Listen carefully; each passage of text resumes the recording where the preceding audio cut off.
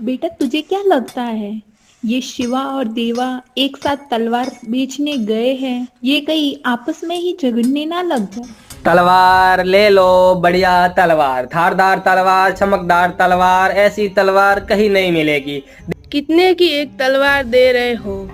आपको खरीदनी तो है नहीं, क्योंकि अब आपकी उम्र शमशान में जाने की है, युद्ध में नहीं। ये धंधे की समझ नहीं है। ग्राहक को किस प्रकार बेचना है माल वो मुझे पता है। अब तू ही देख, अपन को 1000 रुपए का फायदा हुआ। अरे भैया फायदा तो हुआ है। ये तलवार बिना आग में तपकर, हथौड़े की चोट खाकर और चमक के लिए घिसाई पिटाई और होती है, फिर भी बेचारी को सुख नहीं है, क्योंकि इसे तो लोगों की गर्दन ही काटनी है। अरे तुम दोनों तैयार हो जाओ, गांव में तलवार बेचने भी जाना है। अगर यही समय लगा दिया तो सारी तलवार बेच नहीं पाओगे। माँ, हम लोग इतनी सारी तलवारें बेचते हैं और लोग खरीदते भी है। आखिर ये लोग तलवार खरीद कर करते क्या है जो बिना लड़े इनकी तलवारें टूट भी जाती है। सुन बेटा, तुझे क्या लगता है कि युद्ध केवल युद्ध भूमि में लड़ा जाता है? ऐसा बिल्कुल भी नहीं है। युद्ध तो बताओ ना माँ आगे। मुझे तो यूं ही लगता है कि युद्ध तो रणभूमि में ही होता है, बाकी तो कहाँ हो सकता है। असली युद्ध तो बेटा अभ्यास भूमि में लड़ा जाता है। युद्ध वाले दिन तो केवल प्रमाण दिया जाता है कि हम कितने वीर हैं। अरे माँ, आपकी बातें तो बहुत ही अनोखी है, जो कि मेरे सर के ऊपर से ही जा रही है। आपको तो कई गुरुकुल में बच्चों को पढ़ाना चाहिए था। चलो शाम को और शिक्षा लेता हूँ, अब मुझे तलवार बेचने भी जाना है। सुनो, शिवा और देवा दोनों साथ में तलवारें बेचना, और एक तलवार के 700 रुपए है, तो किसी से ज्यादा पैसे मत ले लेना। ठीक है भैया। और सुन शिवा, कोई भी ग्राहक आएगा तो मैं बात करूंगा, तू बीच में मत बोलना। तू बस देखना कि मैं तलवार कैसे बेचता हूँ और ग्राहक से कैसे बात करनी होती है, ये तू सीखना। देवा ठीक ही कह रहा है। शिवा, तू ये सब पहले अच्छी तरह देवा से सीख ले, ताकि तू भी आराम से व्यापार कर पाएगा। फिर वे दोनों भाई तलवारों को लेकर गांव में बेचने निकल पड़े। तलवार ले लो, बढ़िया तलवार, धारदार तलवार, चमकदार तलवार, ऐसी तलवार कहीं नहीं मिलेगी। देखो देखो, बढ़िया धारदार चमकदार तलवार, तलवार ले लो तलवार। बेटा कितने की एक तलवार दे रहे हो? और तलवार की मजबूती कैसी है? माँ जी, एक तलवार 900 रुपए की है। पर आप क्यों पूछ रहे हो? आपको खरीदनी तो है नहीं, क्योंकि अब आपकी उम्र शमशान में जाने की है, युद्ध में नहीं। बेटा मेरी उम्र भले ही शमशान में जाने की है, परंतु तुम व्यापारी हो, तुम्हें थोड़ी तमीज से बात करनी चाहिए। मैं तलवार खरीदूंगी या नहीं, ये अनुमान तुमने कैसे लगा लिया? भैया, आपको इस प्रकार माँ जी के साथ बात नहीं करनी चाहिए थी। वो अपनी माँ से भी बड़ी है, उन्होंने पूछ लिया तो पूछ लिया, अपना क्या गया। देख शिवा, मैं तेरे से भी पहले धंधा करना सीख गया था। मुझे ग्राहक को देख के ही पता चल जाता है कि ग्राहक तलवार खरीदेगा या नहीं खरीदेगा। अब तू मुझे मत सिखा, चल अब। बेटा तुझे क्या लगता है ये शिवा और देवा एक साथ तलवार बेचने गए हैं, ये कहीं आपस में ही झगड़ने ना लग जाए। माँ, मुझे भी यही डर है, पर कर भी क्या सकते हैं। दोनों साथ में जाएंगे तो ही शिवा भी सीख पाएगा। शिवा तो बहुत ही भोला है और दयालु भी। वो किसी को अगर मुसीबत में देखता है तो मदद करने के लिए चला जाता है।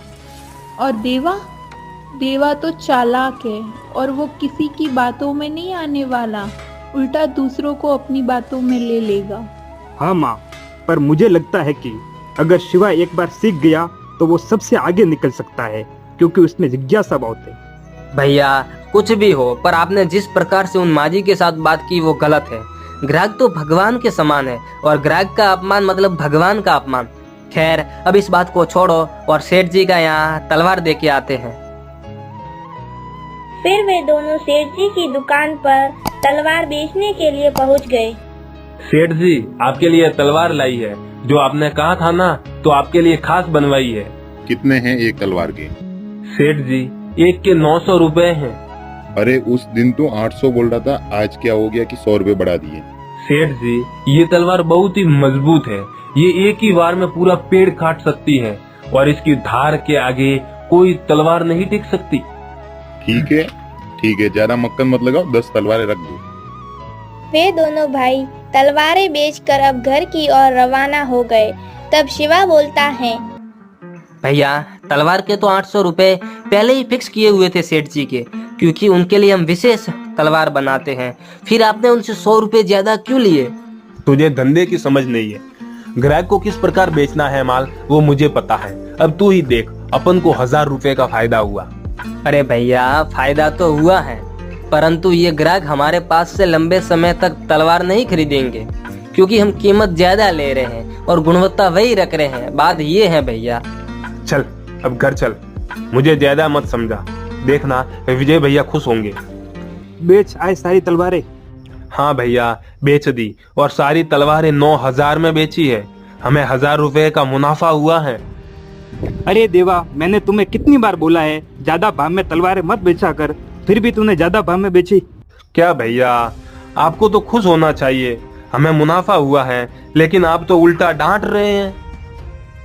ऐसे ही उनका वाद विवाद चलता रहा और अगले दिन दोनों भाई वापस तलवार बेचने निकल पड़े। सुन शिवा, तू दूसरे गांव में तलवार बेचने जा और मैं दूसरे गांव में तलवार बेचने जाता हूँ। और हाँ, हम दोनों वापस इसी जगह मिलेंगे, फिर साथ में घर जाएंगे। ठीक है भैया, पर अब भैया ने तो साथ में तलवार बेचने को कहा था। अगर भैया को पता चले तो फिर आप संभाल लेना। शिवा जब तलवार बेचने जा रहा था तो उसने देखा कि वो बुढ़िया तलवार लेकर युद्ध कर रही थी।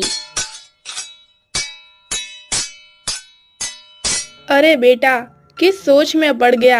आज तो तलवार मुझे बेचेगा कि नहीं? अरे माँ जी जरूर बेचूंगा, पर आप इस उम्र में इतनी अच्छी तलवारबाजी कर लेते हो। अरे बेटा, ये तो बस ऐसे ही शौक है तो कर लेती हूँ, बाकी ऐसा कुछ भी नहीं है। पर तुम चिंतित क्यों दिख रहे हो? नहीं नहीं माँ जी, ऐसा कुछ भी नहीं है, बस ऐसे ही कोई विचार है।